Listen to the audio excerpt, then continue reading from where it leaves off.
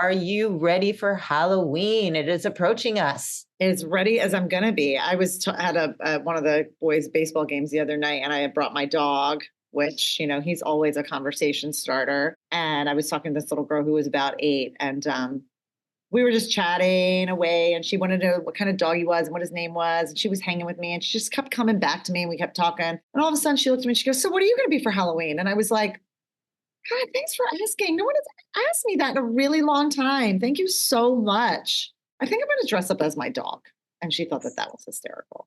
But it got me thinking, where I was like, oh, we always did these Halloween costumes as a family, right? Like we have all these great pictures of the 4 of us together. And then one with our one dog when he just became part of the family. And like that suddenly it stopped. My oldest was just kind of like not interested and wasn't cringed by it, but I think was just kind of like, no, I think I want to be this. And they start pulling away from it for a little bit. So now I think this might be the last year as he is the oldest. I'm wondering, like, I keep saying, are you going to go with your friends? Are you guys trick-or-treating, or what are you guys doing? And I'm not really getting a straight answer, but I have a feeling that this might be the last year. But we've had I think we've had a really amazing time as a family celebrating Halloween. Like, I think it's probably like one of my husband's most favorite holidays. And, we just have a lot of fun with it as a family. But I'm looking forward to the point where I get to hand out candy and like be home and just kind of sit and hand out, because it's freaking crazy out there. It's like all those movies that you see, like where the neighborhoods are nuts. Like our neighborhood is like that. And it's just like, I never can keep track of the kids. And it's dark and the cars, and I'm worried. But I think I'm also looking forward to like the time where you get to sit and hand out candy. Yeah, like decorate the house and have the fun stuff. That's so cool because it's such a visual holiday. We're entering that new stage. Right. Be happy, happy, happy, happy, happy. Welcome back, Creative Mama fans, to part 2 with Carmen Curtis, a leader in AIReal Yoga, wellness, and recovery. In this episode, Carmen talks about her corrective exercises and functional movements that helps women and men create lasting change in body, mind, and spirit. Carmen invites those who are open to transformation and reminds us that healing happens when we move with self-awareness and vulnerability. As a teacher and mother, she shows that her creative life is not over. Our creative life isn't over. It just evolves by asking for what you need and moving through life with that self-awareness. And through her AIReal Yoga hammock practice, which is now used worldwide, Carmen continues to inspire healing, balance, and purpose through movement. Well, let's dig in with Carmen for part 2. When I teach, like even when we opened the AIReal studio, I wanted to teach because I love that. That's what I do. I wanted to help support. But then like I have a little baby and I have a kid and I have to pick him up. So it was like, okay, I'm going to teach after I drop off my child at school. And then I'm going to stop when I'm going to go pick my daughter up from school. And then when I teach, I'm going to hire some sort of teacher to teach a little kids tots class. So I don't have to feel guilty, because that mom guilt's going to kill me, because I know that like I feel guilty if they're not being taken care of. So you have to understand yourself, understand your wishes and hopes and dreams, follow your heart, and then make those changes that you need to, and adapt and ask for help. And I think that you can make it work no matter what as a mother. It doesn't mean that your creative life is over. I gave up certain things because I realized I didn't want that or need that. I was just doing that to prestige or money, and other things became more important. I love the self-awareness. And I think the self-awareness is really, really important. You're a very spiritual person, and your yoga practice really helps women and men. I teach my AIReal Yoga wellness recovery, and it's half men. That I feel like I've done greater good to a lot of the men that are willing to try. It's such a weird thing that men don't seek help always, or think that they need yoga. And I always try and pull in it in a different way. That's where I like using like corrective exercises, functional movement. So I don't use that word to scare them. And then in the end, I am integrating yoga. I mean, for me, yoga is about self-awareness and self-realization and self-awakening so they can have their own self-healing. I feel like even what I teach too is I'm not healing you. I'm trying to create experiences so you can understand more about yourself so then you can take what you need to heal yourself. But the men have had more profound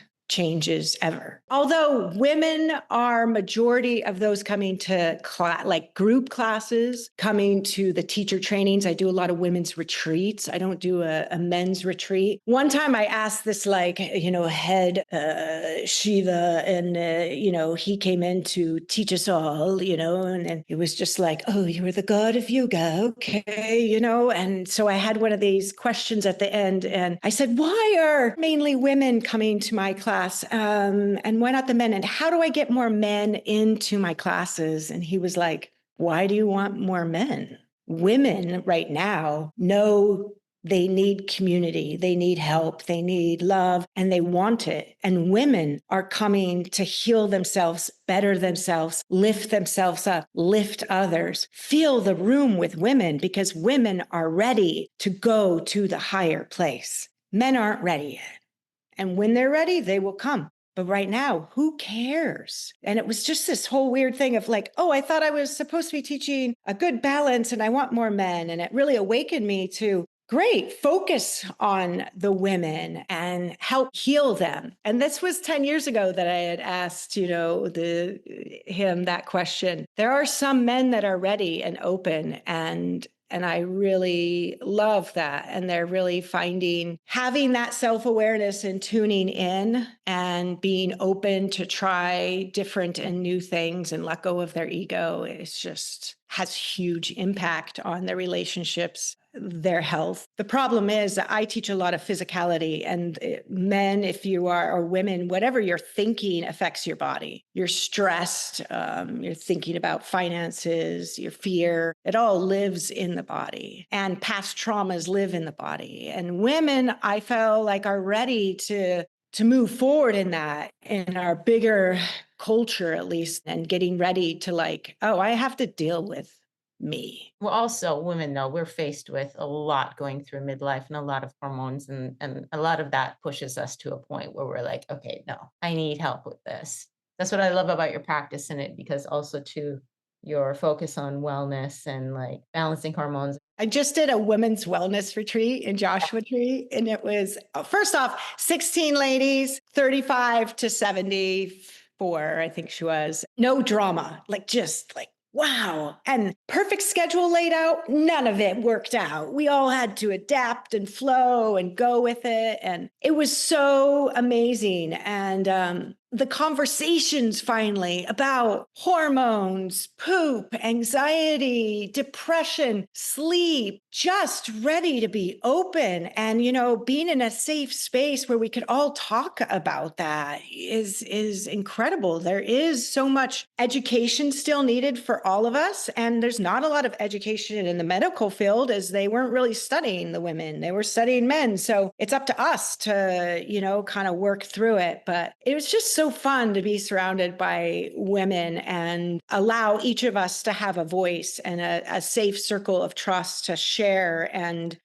not feel alone in the struggles, in the hormones that we're going through, and listen to what works for you, what is working, what are, some tools. And I just love that we're awakening to that. I didn't know anything about menopause, peri, post, my mom didn't talk to me about that. And so it's just so great. And one of my big passions, right now is just talk about it. I dealt with crazy anxiety that really changed my personality, and I had to figure that out. And it went to my gut. My anxiety goes to my gut. So I can just have diarrhea. And it's just like, who are you going to talk to about that? Everyone else goes to the heart, no pitter patter, but I just didn't feel comfortable talking about diarrhea. And then when I finally just did. Why? I know. We need to talk about poop, constipation, diarrhea. It's, it is a part, we do it every day, but I don't know. I felt shame talking to my doctors or anybody. And when I finally just said it outright, it stopped my anxiety 50%. Wow. When I started to say it in when I was in my leadership role, in my teach teachers how to teach teacher trainings, I'm teaching leaders, when I would allow myself to be the most vulnerable and say that, it healed me more. And it also then brought all these other people coming, oh, I have that too. I've never told anyone. I had a 78-year-old woman that came up to me that had that her whole life and never told anybody. And it was just like, oh my gosh, I need to make people talk more about these things that we're shamed or uncomfortable about. It doesn't have to be poop, but poop is a thing, guys. Like that is a thing that we deal with hormones, with gut issues, with intolerances to food, there's a euphoria when you get to go in the morning. It changes our brain chemistry. We feel good about it. If you don't get to go, people start hiding. People start clinching. People start feeling guilty, bad. Something's wrong with me, because it is a taboo subject, and it's a wild thing what we do to ourselves sometimes by not talking about it. And I think this with hormones too, like, how would I have known my estrogen was low and I have no libido? I just thought maybe like I'm screwed up, but there's actually something going on. And this conversation is huge and has helped me so much and so many other women. And I hope we continue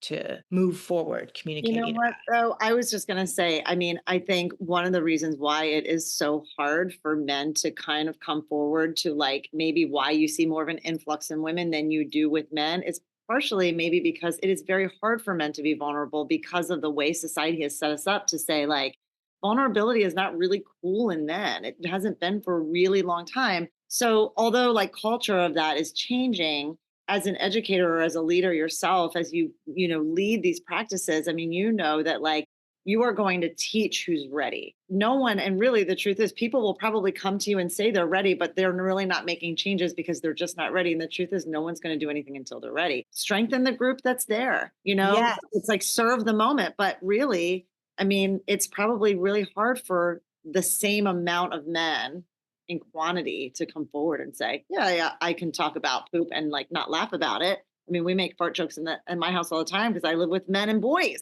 right? It's funny, but are they going to talk about like, but my emotions with my poop? Like they're not going to do it, but until they're ready, what are we going to do? For me, teaching teachers, that's a huge part of my teaching, is creating a safe space for people to be vulnerable. And typically, when you're teaching, you are in a place of power at that moment. You don't abuse it. In my opinion, you create more vulnerability in yourself. You show them that vulnerability and give them that opening and that option. And I feel like that's been the most helpful for the women. And it's been really huge for the men, allowing them to feel vulnerable by showing them my vulnerability, and then educating on the importance of it. I feel like a lot of times for me, I have to go science-based information with them and then educating them on how the mind and the body are so connected, because they'll come a lot of times for physical pain, but if they want to take that away, we need to tune in to some other places.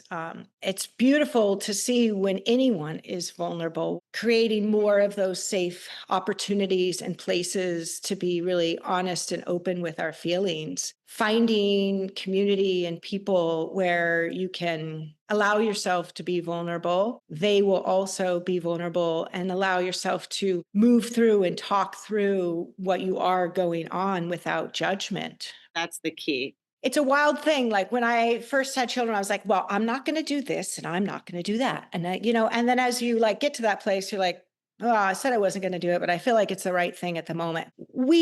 If someone really loves their children and is trying to do the best, they do the best that they can in that moment with the information that they have. I feel like judging what other women are doing, you don't know their life, their lifestyle, their family, or what they've been through. Helping to make sure that they are feeling loved and they feel love for their children is more important than judging how they're dealing with it. Making sure they feel supported. During COVID, my daughter is turning 17. Like we let her boyfriend live with us. Like I would have never let that happen. But the situation was, it was safer for him to be with us than not. And it's like in that moment, it felt right. I don't know if it's right or wrong. And I tell my children that all the time. In that moment, that felt right. And if it doesn't feel good now, please let me know because I need to learn. I feel like more than judgment, it's feedback is a better thing to be able to do with your dear friends than to judge them. I mean, I take this at the studio all the time. As a studio owner, I have to, answer those emails that maybe aren't so easy. If anyone complains, like emails and complains, or just verbally comes up and complains, like I take that as love. That is the greatest gift they could give me because they could just bitch and complain and judge and go leave. Or they could become vulnerable, take the chance to email and say, like, this was an issue and it didn't feel good and I don't like it, which means they just gave me an opportunity, a chance to learn, to grow, to fix it, to explain myself, to make changes. They loved me so much. They gave me the opportunity to do better. And that is huge. And I think we can take that into our female relationships too. Creative Mamas Unplugged is produced by Breatheasy Productions with music by Jeremy Jurin. If you enjoyed this episode, please don't forget to give my mama 5 stars and keep coming back. Thanks to us kids, there are plenty of stories to tell. And you are not alone. We are inspired by you. Thank you for joining our Creative Mamas community. Support Creative Mamas Unplugged on Patreon to get your name in the credits, receive extra content, and earn some fun prizes. With this, we can keep creating, uplifting, and growing this incredible community together. We love you so much. Applause.